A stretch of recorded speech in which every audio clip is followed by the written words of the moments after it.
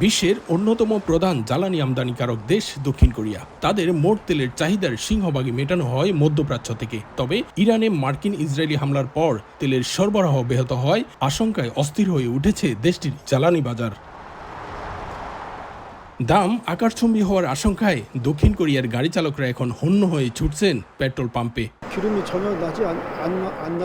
দক্ষিণ কোরিয়া তেল উৎপাদন করে না, পুরোপুরি আমদানির ওপর নির্ভর করতে হয়। এর সঙ্গে ডলার উনের বিনিময় হারও বাড়ছে, যা পরিস্থিতিকে আরও উদ্বেগজনক করে তুলছে।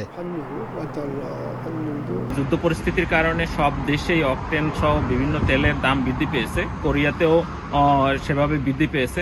যুদ্ধ দীর্ঘায়িত হলে পরিবহন খরচ থেকে শুরু করে শিল্প উৎপাদন সবকিছুতেই নেতিবাচক প্রভাব ফেলবে। এমন পরিস্থিতিতে সংযুক্ত আরব আমিরাত থেকে অন্তত ৬০ লাখ ব্যারেল অপরিশোধিত তেল আমদানির সিদ্ধান্ত নিয়েছে দক্ষিণ কোরিয়ার সরকার। সাম্প্রতিক সময়ে ডলারের বিপরীতে ওয়ানের মান সর্বনিম্ন হওয়ায় বিনিয়োগকারীদের মনেও এখন চরম উৎকণ্ঠা। দক্ষিণ কোরিয়া থেকে মোহাম্মদ হানিফ, সময় সংবাদ।